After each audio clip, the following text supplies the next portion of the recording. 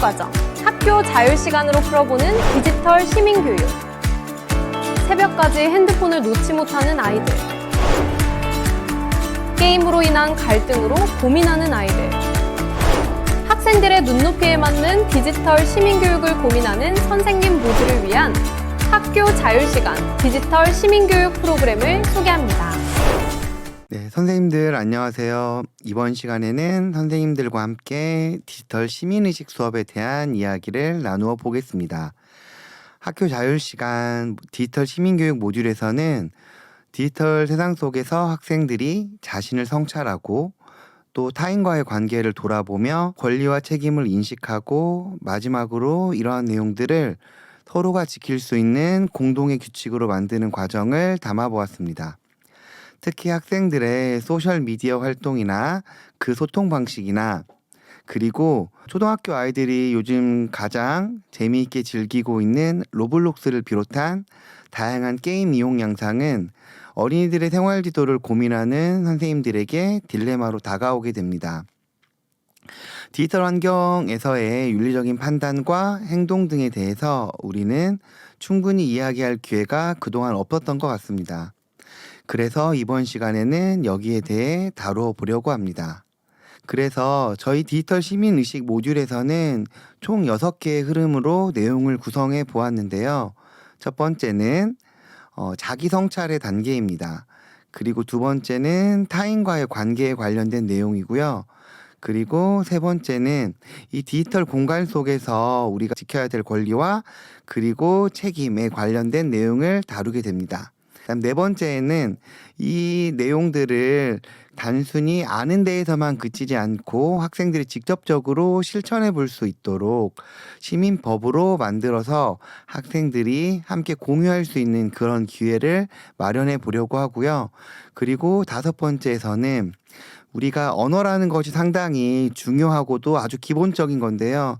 이 디지털 세상 속에서 우리가 지켜야 될 그 언어 표현들에 대해서 공부하면서 혐오 표현과 대응 표현에 대해서 살펴보려고 합니다. 네, 그리고 마지막으로는 온라인 정체성인데요.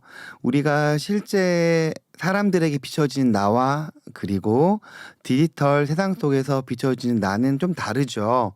그래서 디지털 세상 속에서 시작하는 나에서 우리 그리고 이해와 실천으로 그렇게 확장되는 여정으로 전체 활동을 구성해 보았습니다.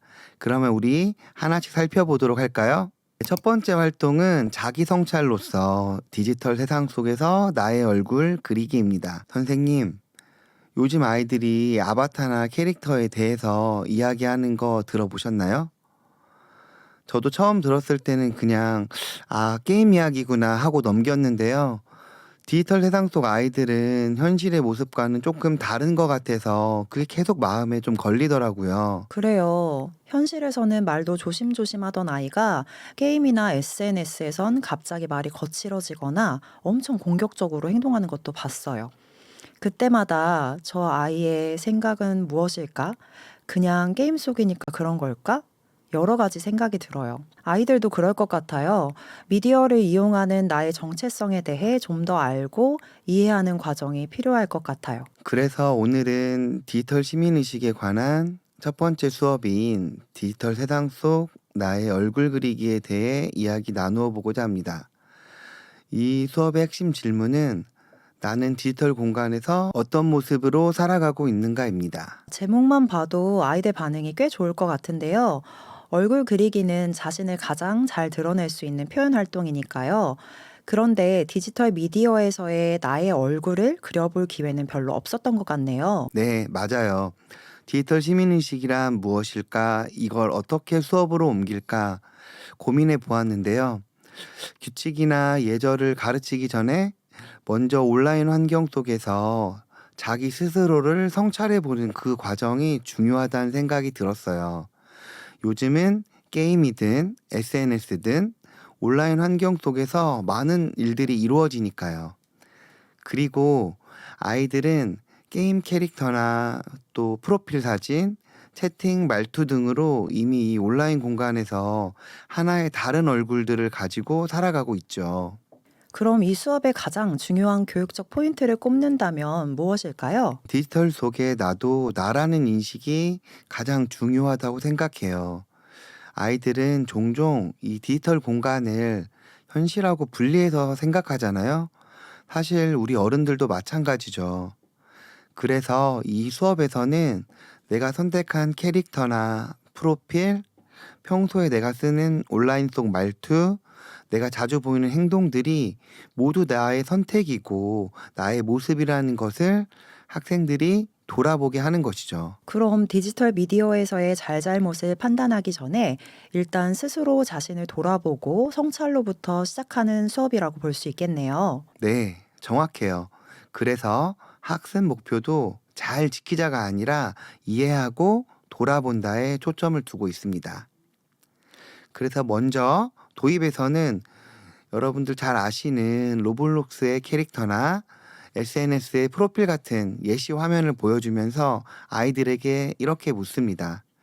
게임이나 SNS 속에서 나는 보통 어떤 모습으로 나타나나요? 오, 이 질문 좋네요. 정답이 없어서 아이들이 부담 없이 말할 수 있겠어요. 맞아요. 그리고 중요한 점은 이때 교사가 절대 먼저 가치 판단을 바로 하지 않는다는 것입니다. 그건 별로야가 아니라, 아, 너는 그렇게 생각하는구나, 그런 모습이구나 하고 먼저 받아주는 게 핵심이에요. 디지털 시민의식 수업에서 교사의 표정 하나, 말투 하나가 분위기를 완전히 바꾸게 되죠. 본활동 1에서는 먼저 활동지를 활용해서 아이들이 디지털 속에 자신의 모습을 그림이나 키워드로 자유롭게 표현합니다. 그림을 잘 못 그리는 아이는 단어 몇 개나 짧은 문장으로 표현해도 괜찮다고 안내하는 것이죠. 이 부분이 참 현실적이네요. 저는 그림 못 그리는데요. 그러면서 멈추는 아이들이 꼭 있잖아요. 그래도 아무것도 안 하려는 아이들이 있을 땐 어떻게 하시나요? 그래서 저는 이 수업에서 표현 방식의 자유를 강조했어요. 사실 중요한 건 결과물이 아니라 생각해보는 과정이잖아요. 그리고 한 가지 더 중요한 건 이 단계에서 아이들이 자기 선택의 이유를 함께 생각해보게 한다는 거예요. 이런 활동을 통해서 아이들이 자신의 미디어 정체성과 함께 미디어 이용의 즐거움, 그리고 또 그에 따른 문제점들도 함께 인식할 수 있는 것이죠. 그 다음 활동 2가 핵심 같아요. 친구와 나누는 과정에서 갈등은 없었나요? 왜 없겠어요? 유의점을 꽤 많이 넣었습니다. 그래서 서로의 그림을 보면서 느낌을 말할 수는 있겠죠. 캐릭터가 어떻고 프로필이 어떻고. 하지만 그 느낌을 이야기할 때 일단 기본적으로 존중하기, 그리고 만약에 뭔가 이야기하는 게 불편할 경우에는 패스가 가능할 수 있도록 그렇게 설정했고요. 그 다음에 아이들에게 너무 지나친 죄책감을 주지 않을 수 있도록 수업 활동 과정 중에서 안내했습니다.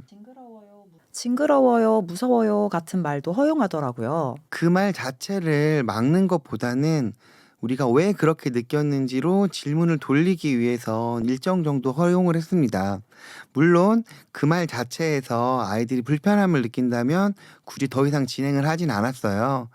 하지만 이 과정에서 아이들이 자연스럽게 디지털 공간에서 내가 타인에게 주는 인상을 생각해 볼 수 있게 되거든요. 저는 그게 핵심인 것 같아요. 훈계보다 훨씬 효과적인 접근이네요. 네, 그리고 마지막으로 정리 단계에서는 이렇게 질문했습니다. 오늘 활동을 통해 알게 된 디지털 속 나의 모습은 어땠나요?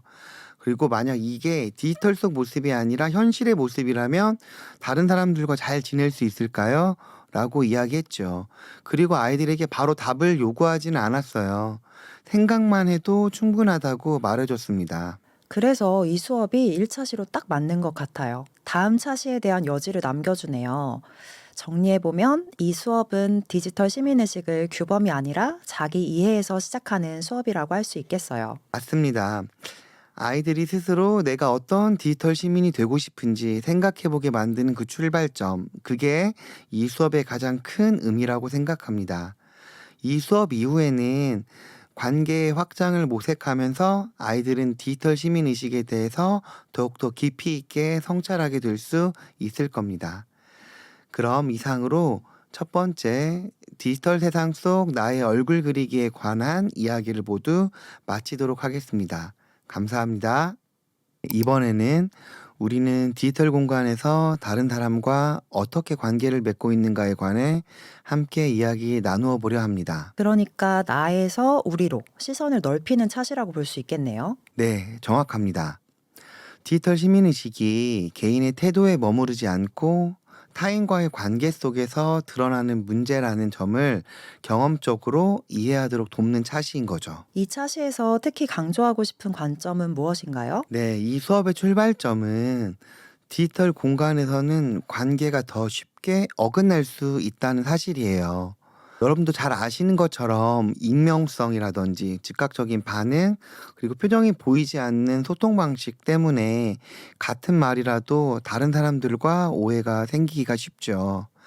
그래서 이 차시에서는 규칙을 외우는 것보다는 상대방의 마음을 이해하고 상상해보는 그런 연습에 좀 더 초점을 두었습니다. 아이들 실제 생활과도 잘 맞닿아 있겠어요.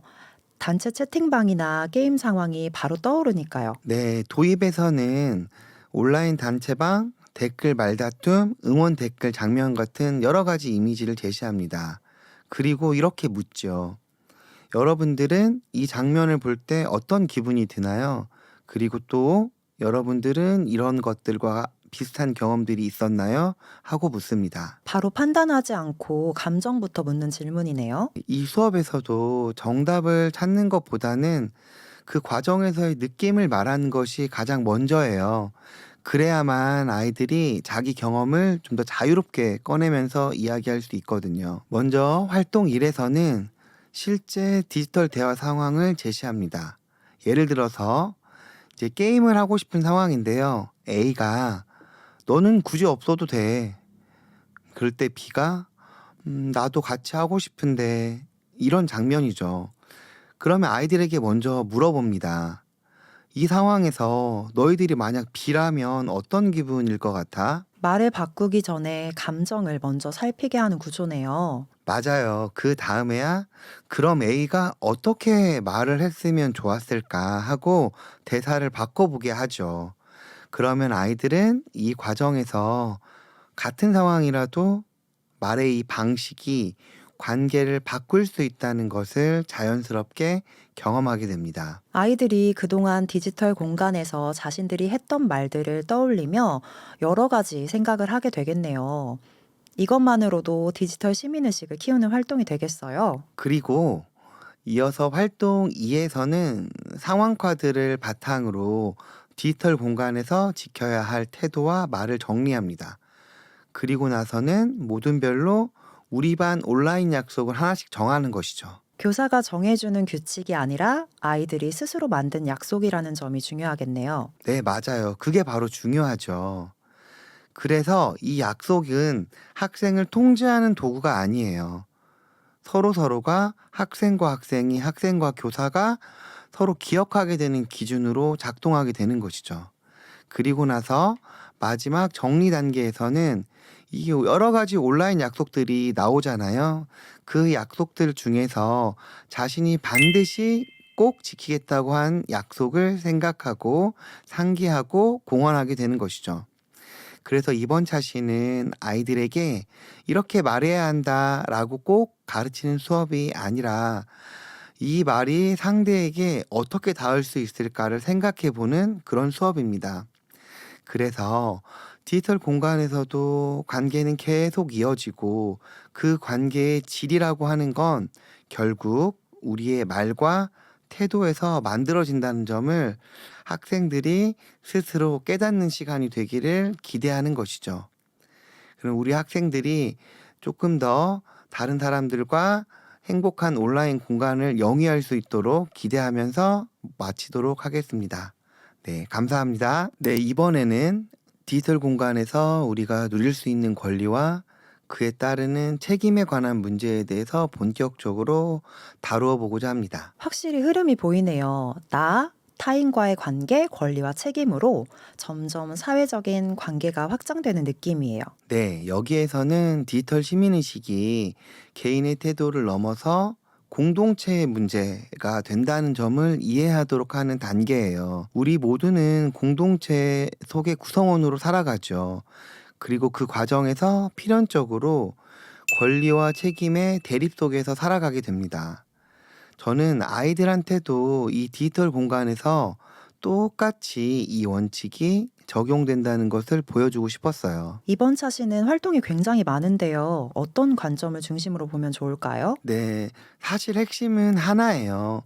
권리라고 하는 것이 홀로 유지될 수 없고 그에 따르는 책임과 함께 할 때만 누릴 수 있다는 점이죠. 그래서 이 수업에서는 아이들이 이미 누리고 있는 디지털 권리를 떠올리고 그 권리가 왜 흔들리게 되고 그럴 때 거기에 따라서 어떤 책임이 필요한지를 경험적으로 이해하도록 만들어 보았습니다. 추상적인 개념 설명이 아니라 왜 필요한지를 체감하는 수업이군요.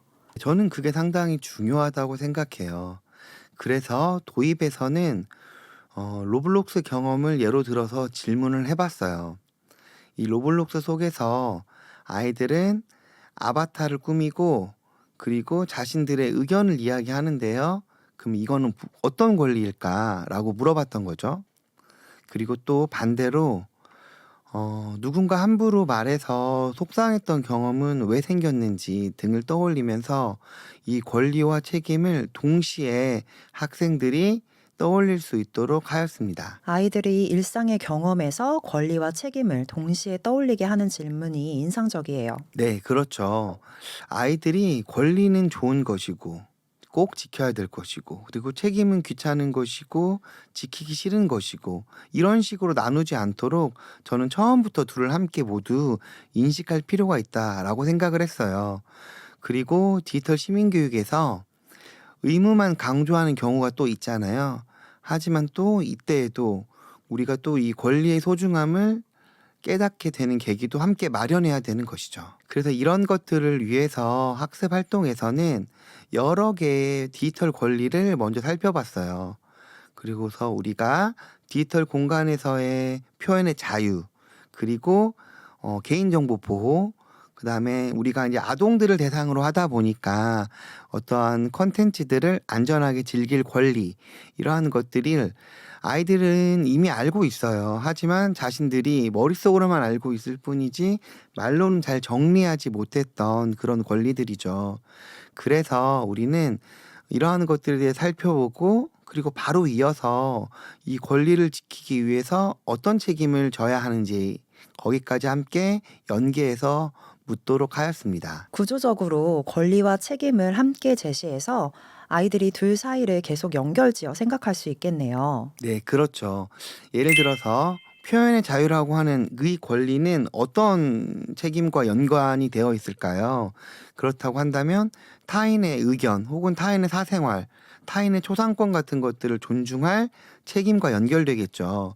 그리고 개인정보 보호 같은 경우에도 남의 정보를 함부로 쓰지 않을 책임과 함께 이렇게 연결되어서 짝지어서 생각해 볼 수 있는 것이죠. 이렇게 권리와 책임을 상황에 따라 함께 제시하면 아이들이 더 이해하기 쉽겠어요. 그렇습니다. 그리고 이러한 활동을 조금 더 흥미있게 하기 위해서 다음으로는 보물찾기 그리고 디지털 배심원 등과 같은 활동을 모색해 보았어요. 그래서 학생들이 정답 하나를 맞히는 게 아니라 왜 이 권리에서는 책임이 어울린다고 생각했는지를 함께 설명하면서 인정받을 수 있도록 설계를 해 보았습니다. 그럼 아이들마다 다른 답이 나와도 괜찮겠네요? 네, 그렇죠. 이 수업에서는 적당한 그리고 합당한 논리와 이유가 있다면 그 아이들의 생각의 다양성을 존중하는 것이죠. 그 자체가 저는 디지털 시민의 태도라고 생각하니까요. 그리고 마지막으로 이 수업의 정리 단계에서는 수업에서 학생들이 이야기하고 이 수업에서 등장했었던 여러 가지 권리와 책임 중에서 자신이 가장 중요하다고 느낀 권리와 책임이 무엇이 있는지를 묻도록 해요.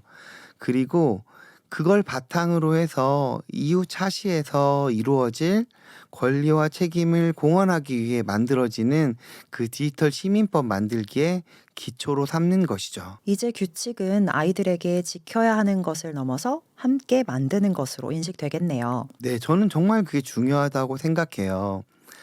이 수업은 아이들에게 단순히 권리와 의무의 목록을 외우는 게 아니에요. 권리를 지키기 위해서 나는 어떤 책임을 선택해야 할 것인가?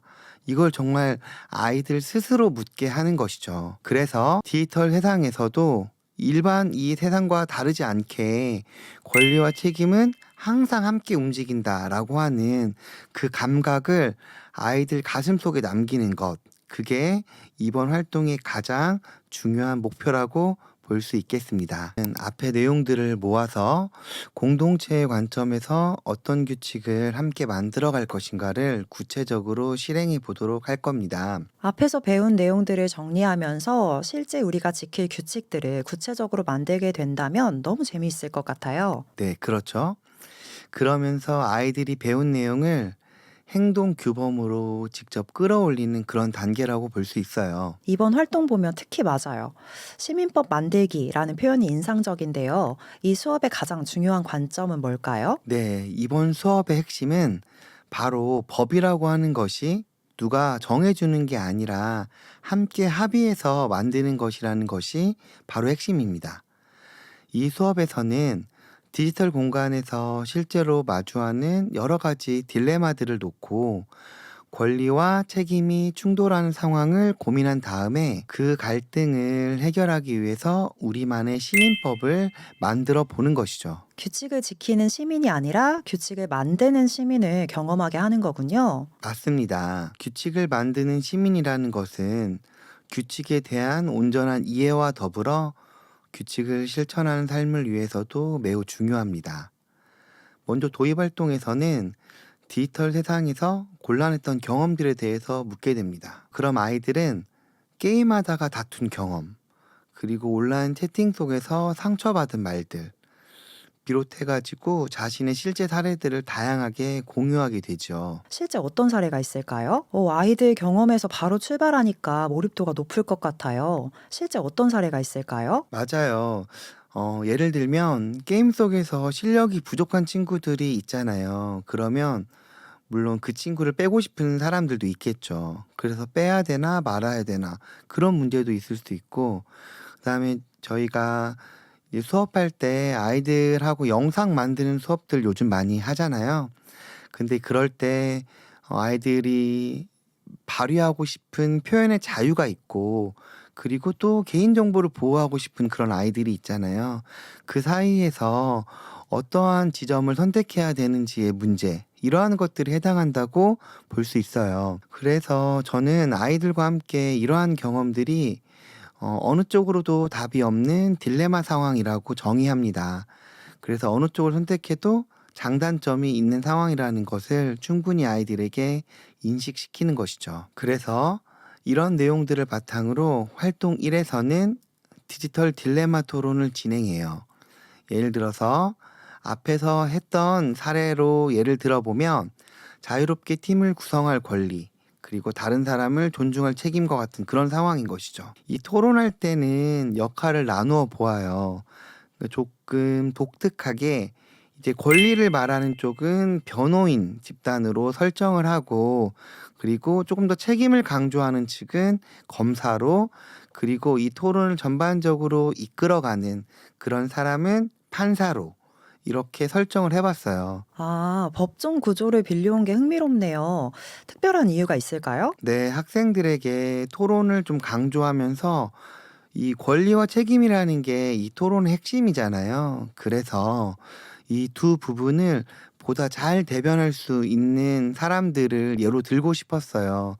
그래서 그러한 법조인들이 각각 변호사랑 검사잖아요. 그리고 아이들이 상당히 흥미로워 하거든요.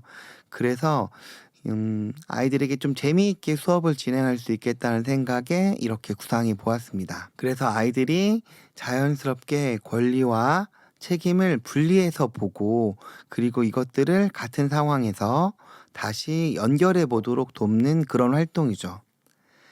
그리고 아이들이 뭐 권리와 책임에 대해서 정답을 꼭 찾는 것보다는 왜 그렇게 생각했는지가 중요해요.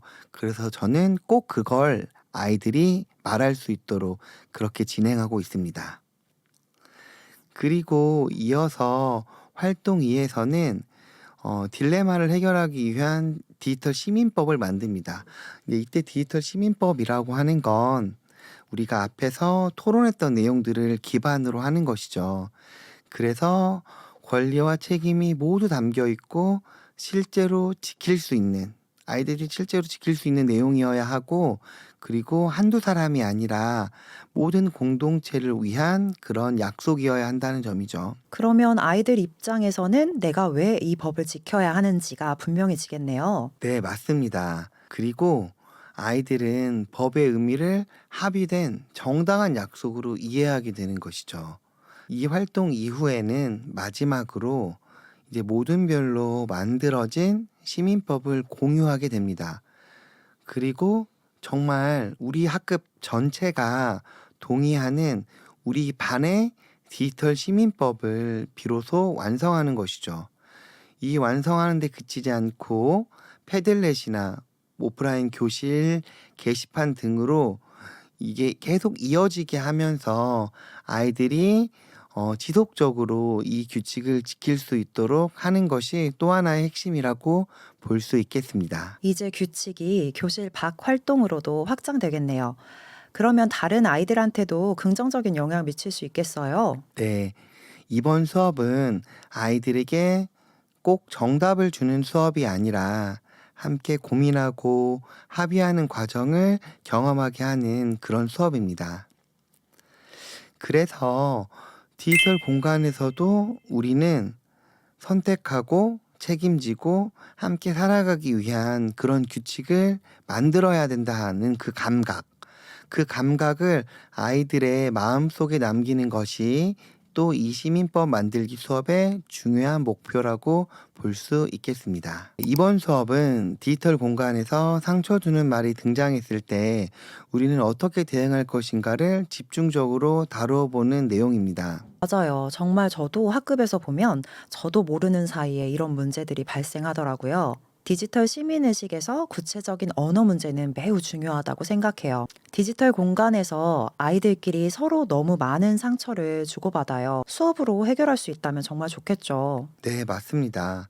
그래서 이 차시에서는 말이라고 하는 가장 일상적인 행동을 통해서 디지털 시민성을 실천하는 단계라고 볼 수 있습니다. 언어는 우리의 생활에서 가장 기본적이지만 또 가장 깊이 있는 전달력을 지니고 있죠. 말 한마디에 천냥빚도 갚는다는 옛말이 있듯이 말의 중요성은 아무리 강조해도 지나치지 않아요. 혐오 표현이라는 주제가 쉽지는 않은데요. 이 수업에서 가장 중요하게 보는 관점은 뭘까요? 네, 핵심은 두 가지입니다. 첫째, 혐오 표현은 장난이나 의견 표현이 아니라 타인에게 실제 상처를 주는 말이라는 거, 그걸 학생들이 이해할 수 있도록 하는 것이고요. 다음 두 번째는 그런 혐오 표현에 그냥 침묵이라고 하는 것이 온전한 답이 될 수 없다라고 하는 것이고, 다만 그런 혐오 표현을 구사하는 사람들에게도 일정한 존중을 기반으로 해서 우리가 대응 표현이 가능하다는 점을 학생들에게 일러주고 싶은 것이죠. 그러니까 나쁜 말을 쓰지 마라에서 멈추는 게 아니라 어떻게 말할 수 있을까까지 가는 수업이군요. 네, 그렇습니다. 단순히 나쁜 말을 금지하는 그런 수업은 미봉책에 불과하죠. 궁극적으로는 이 대응 표현과 같이 좋은 말을 할 수 있는 그런 능력이 필요합니다. 그 일환으로 이번 도입에서는 먼저 로블록스 게임에서 실제로 들을 수 있는 말을 혹은 들었던 말을 말풍선 스티커에 적어서 맵에 붙여보았습니다. 그리고 물어봅니다. 이 말을 들은 사람은 어떤 기분이 들까? 그리고 왜 이런 말은 문제가 될까? 라고 아이들에게 물어보는 것이죠. 이 단계에서 이미 아이들이 말의 영향을 체감하게 되겠어요. 네, 누가 잘못했는지를 따지기보단 말이 공동체에 남기는 흔적을 먼저 보게 하는 것이죠. 그래서 활동 1에서는 아이들이 혐오 표현 탐정단이 되어서 말의 힘을 분석합니다. 혐오 표현이 편견에서 시작되고 또 고정관념을 강화하면서 결국에는 누군가를 배제하고 상처를 입히게 되잖아요. 저는 그 과정을 아이들의 눈높이에서 꼭 이해할 수 있도록 돕고 싶었습니다. 도덕적 판단을 바로 내리기보다 구조를 이해하게 만드는 방식이네요. 네, 맞아요. 그래야 아이들도 자신들이 왜 그런 말을 사용했는지 알 수 있고 그것이 문제가 될 수 있다는 점에 대해서도 공감할 수 있으니까요. 그래서 이 활동의 핵심은 바로 이 혐오 표현을 대응 표현으로 바꾸는 것입니다.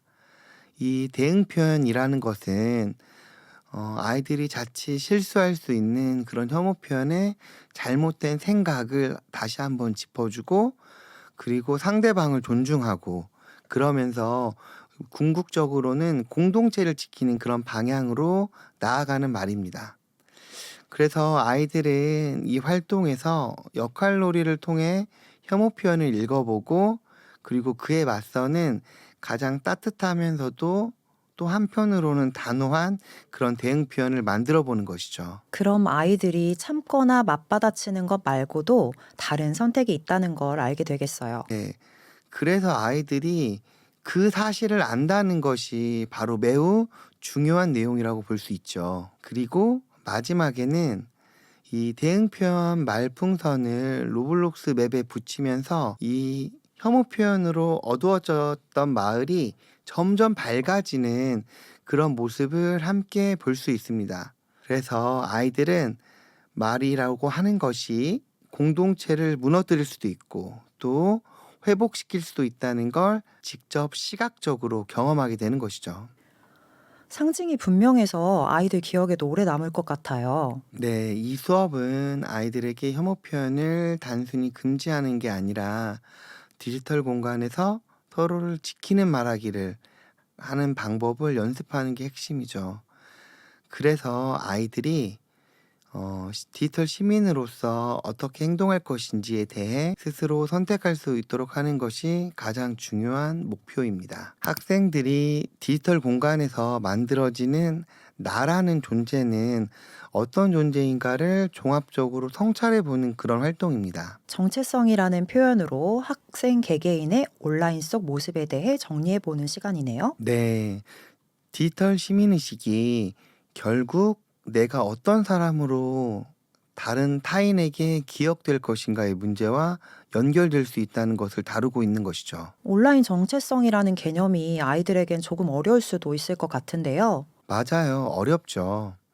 그런데 우리는 이미 앞에서 미디어에서의 나의 얼굴을 그려보았어요. 그래서 그 수업의 연장선상에서 진행하면 좋을 듯 합니다. 이 수업의 핵심적인 관점은 바로 이겁니다. 온라인 정체성이라고 하는 것은 내가 한 번에 그리고 내가 원하는 대로 만들어지는 것이 아니라 표현과 관찰과 추론이라는 이 과정을 통해서 계속적으로 반복되면서 구성된다는 것이죠. 그래서 아이들이 올린 말, 사진, 해시태그, 상태 메시지 이러한 것들이 서로 연결되면서 하나의 디지털 속 나를 만들어 간다는 걸 지금 이야기와 활동으로 직접 체감할 수 있도록 만들어 보고 있습니다. 온라인 정체성을 흔적의 조합으로 이해하게 만드는군요. 맞습니다. 우리 아이들은 너무 많은 온라인 흔적들을 남기곤 하죠. 무심코 남긴 각자의 온라인 흔적들이 그게 자신의 온라인 정체성으로 만들어지는 거거든요. 그래서 이번 도입에서는 백설공주 이야기를 디지털 버전으로 바꿔보았어요. 그리고 로블록스에서 활동했던 백설공주의 닉네임, 상태 메시지, 사진, 해시태그 이런 것들을 통해서 여왕이 위치를 추론해내는 그런 이야기예요. 그리고 아이들에게 물어봅니다. 거울은 과연 어떤 단서로 백설공주를 찾았을까요? 스토리텔링 형식이라 아이들이 굉장히 몰입할 것 같아요. 그렇죠. 그리고 백설공주 이야기는 아이들에게 상당히 익숙한 이야기잖아요. 이렇게 스토리텔링으로 활동을 전개해 나가면 학생들이 많은 흥미를 느끼게 되고 전반적인 내용 이해도도 높아지게 되더라고요. 그래서 뭐 감시나 통제 이런 말 대신에 단서, 발자국이라는 은유적인 표현으로 접근해 보았는데요. 그래도 아이들이 많이 익숙한 이야기다 보니까 쉽게 이해할 수 있었던 것 같아요. 그리고 이어서 활동 1에서는 온라인 정체성이 만들어지는 구조에 대해서 살펴보았어요. 먼저 내가 의도적으로 올린 것들은, 내가 의도적으로 올렸다는 것은 나는 다른 사람들에게 이렇게 표현되고 싶어, 이렇게 알려지고 싶어 라는 뜻이잖아요. 그래서 이건 표현된 나라고 볼 수 있고, 그런데 나의 의도와는 다르게 사람들이 보는 모습들이 있잖아요. 우리가 뭐 SNS 프로필을 올린다던가 로블록스에 캐릭터를 한다던가 했을 때 그 자체로 순수하게 관찰된 나의 모습인 거죠. 그리고 이러한 것들이 축적되었을 때 그런 사실들, 그런 자료들을 바탕으로 또 타인들은 나를 짐작할 수 있겠죠. 그게 바로 추론된 나입니다. 그래서 이 세층이 쌓이면서 온라인 속 나의 정체성이 형성된다는 걸 우리는 카드 활동으로 이해하는 것이죠. 아이들이 나는 그런 뜻이 아니었어 라고 말하던 장면이 떠오르네요. 그렇죠. 바로 그 지점을 짚는 수업이에요. 그리고 자신의 의도와 타인의 인식은 충분히 다를 수 있다는 사실을 아이들이 차분하게 마주할 수 있도록 하는 것이죠. 이어서 활동 2에서는 단서가 많아질수록 추론이 얼마나 쉽게 확장되는지 실험해 보는 거예요. 같은 사람이라도 정보가 적을 때와 그리고 많을 때 완전히 다른 모습으로 보일 수 있다는 걸 우리는 단서 사슬 활동으로 경험하고 있는 것이죠. 자연스럽게 공개 범위의 중요성으로 이어지겠네요. 네. 그러면서 동시에 통제하라는 메시지가 아니라 스스로 설계할 수 있다는 자신감을 심어주려고 노력했어요. 마지막으로는 아이들은 자신을 잘 나타내는 가치를 바탕으로 다양한 상황에 이제 프로필을 설계해 보는 것이죠. 그리고 정리 질문을 던져봅니다. 정말 나는 디지털 공간에서 어떤 사람으로 기억되고 싶은가? 이 질문이 전체 수업을 다시 돌아보게 하네요. 네. 이번 수업은 아이들에게 디지털 공간 속에서 개인정보 등에 관해서 무조건 조심해야 된다라고 말하는 그런 수업이 아니에요. 디지털 속에 있는 나를 스스로 설계할 수 있다라는 그 힘을 건네주는 게 가장 핵심적인 포인트인 것이죠. 그래서 아이들에게 디지털 시민의식이라고 하는 것은 우리에게 일회성 규칙이 아니라 매일매일 우리가 능동적으로 의식하면서 쌓이는 선택의 결과라는 점을 강조하면서 우리 디지털 시민의식과 관련된 모든 수업을 마무리 짓고자 합니다. 이런 활동들을 통해 아이들이 디지털 시민의식에 관한 감각을 형성할 수 있겠어요. 좋은 수업 안내 감사합니다. 네, 이 디지털 시민의식에 관련된 수업 내용들이 현장 선생님들에게 많은 도움이 되길 바라며 이상으로 모듈 1 설명을 모두 마치도록 하겠습니다. 감사합니다.